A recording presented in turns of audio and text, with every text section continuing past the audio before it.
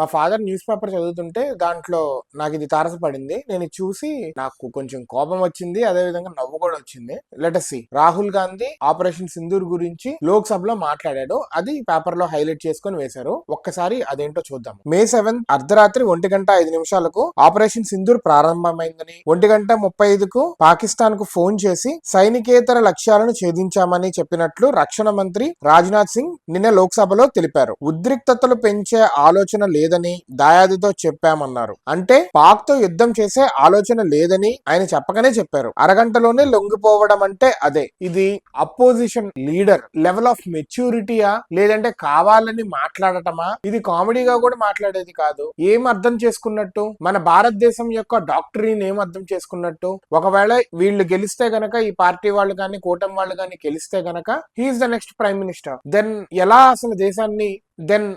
అసలు దేశాన్ని లీడ్ చేస్తారు? ఇంత ఇమ్మిచ్యూర్ గా, నాకే బెటర్ గా నేను కొంచెం అనలైజ్ చేస్తే తెలుస్తుందిగా. అపోజిషన్ అంటే ఇక వ్యతిరేకించాల్సిందేనా? ఎంత ఘోరంగా వ్యతిరేకించాల్సిందేనా? Doesn't he have any sense of understanding మన దేశం యొక్క డాక్ట్రిన్ ఏంటి, మనం ఏం అనుకుంటున్నాము, మన దేశం ఏ ఏ నియమాల్ని కట్టుబడి గత కొన్ని ఏళ్లగా ఉంది, అంటే మన స్వతంత్రం వచ్చినప్పటి నుంచి మన రాజ్యాంగం ప్రకారం మనమేం రాసుకున్నాము, అవన్నీ తెలియాలి కదా. He need to understand, he need to explain his party people. At the same time, he need to explain to the nation also. ఒక అపోజిషన్ లీడర్ అంటే, ప్రధానమంత్రితో పోటీ పడగలిగే లీడర్ అంటే హీఈస్ ఈక్వల్ టు ఒక రకంగా ప్రధాని అంత రేంజ్ ఉన్నట్టే కదా, ఉండాలి కదా. ఎందుకంటే గెలిస్తే ఈయనే అవుతారు కదా. Then how he could lead the nation? అసలు పార్టీనే ఎలా నడిపిస్తాడు? చిన్న పిల్లడు మాట్లాడుతుంటే. Let us see into the details. ఆయన ఏమన్నారు? మన వాళ్ళు పేల్చారు అంటే మన వాళ్ళు అటాక్ చేశారు పాకిస్తాన్ మీద, అండ్ 1:35 పాకిస్తాన్ కి ఫోన్ చేసి మేము ఛేదించాలి అనుకున్నవి ఛేదించాము, యుద్ధం చేసే ఉద్రిక్తతలు పెంచే ఉద్దేశం లేదు అన్నారు. అంటే దీన్ని ఇంకా సివియర్ చేసే ఉద్దేశం లేదన్నారు. అంటే మనం ఏం చేసాం?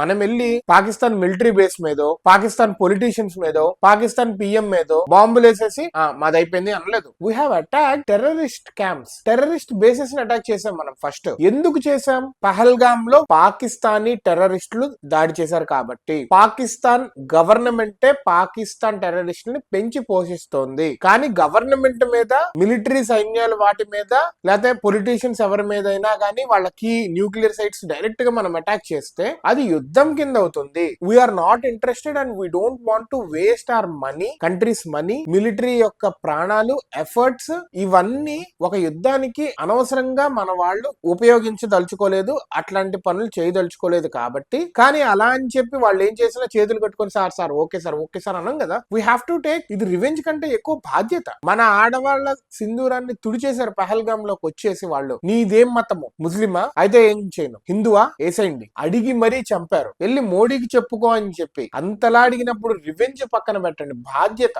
దొంగ ఇంట్లో దొంగ పడితే దొంగను పట్టుకోవాలి కదా. దేశంలో ఏదైనా ఆడపిల్లని రేప్ చేశారు, లేకపోతే ఎవరినైనా మర్డర్ చేశారు, వాడిని మరణశిక్ష వేయాలి కదా. వాడికి చెయ్యరా? మనం వేసింది కూడా అదే, మరణశిక్ష వేసాం టెర్రరిస్టులకి. అందుకు వి వెంట ఇంటూ పాకిస్తాన్ అండ్ వాళ్ళకి మరణశిక్ష వేసాం. అంటే వాళ్ళందరినీ చంపేసి ఆ 9 బేస్ క్యాంపుల్ని కాల్చేసి వచ్చాం. కానీ అది వాళ్ళ ల్యాండ్ లో ఉంది, పాకిస్తాన్ ల్యాండ్ లో ఉంది. వాళ్ళ గవర్నమెంట్ పెంచి పోషిస్తున్నా కానీ యుద్ధంలా వద్దు. ఎవరైతే ఉన్నారో, ఎందుకంటే దాన్ని అటాక్ చేసామంటే డైరెక్ట్ గా వాళ్ళకి అటాక్ అయినట్టే, ఇండైరెక్ట్ గా బేసికల్లీ. కాకపోతే మేము అటాక్ చేసాము, టెర్రరిస్టులు మా మీద దాడి చేశారు కాబట్టి టెర్రరిస్టులనే చంపాము, వాళ్ళనే అటాక్ చేసాము, పాకిస్తాన్ మీద ఏం చేయలేదు, టెర్రరిస్టుల మీద చేశాము అని చెప్పి ఉద్రిక్తతలు పెంచే ఉద్దేశం లేదు. అంటే పాకిస్తాన్ మిలిటరీ వాళ్ళతో ఎటువంటి గొడవ లేదు. అంటే I mean to say we haven't attack. మీరు కాముకుంటే మేం కాముకుంటాం, లేదు అని మీరు రెచ్చిపోతే పుచ్చ లేపుతామన్నారు. వాళ్ళు టెర్రరిస్టుల మీద మనం దాడి చేస్తే గవర్నమెంట్ వాళ్ళు వచ్చి, అంటే I mean to say Pakistan military వాళ్ళు వచ్చి మన మీద అటాక్ చేశారు. Obviously we have given befitting reply. చక్కబజం చేసుకున్నారు వాళ్ళు అక్కడ. ఈ విషయం తెలీదా?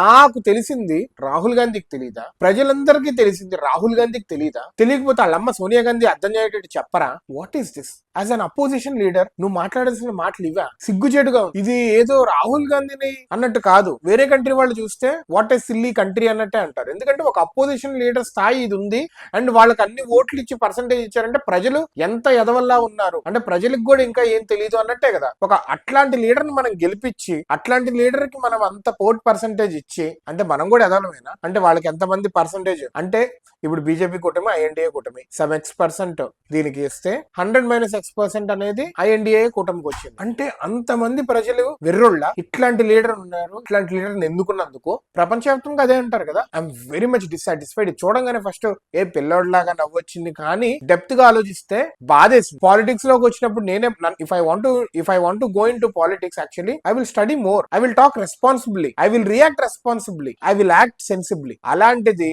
What is this Rahul Gandhi? ఎందుకు ఇలా చేస్తున్నావు, ఎందుకు ఇలా మాట్లాడుతున్నావు, ఎందుకు ఇలా దేశ పరువు తీస్తున్నావు? I'm very much disappointed. చాలా మంది డిసప్పాయింట్ అవుతున్నారు. ఈ మాటలు చూసి నవ్వుకుంటున్నారు, సిగ్గుపడుతున్నారు, కొద్దిగా బాధ్యత ఉన్న వాళ్ళు బాధపడుతున్నారు కూడా చాలా మంది యూత్ కూడా. అరే ఏంట్రా బాబు ఇలాంటోడు మనకి అపోజిషన్ లో ఉన్నాడు అని చెప్పి. Very worst.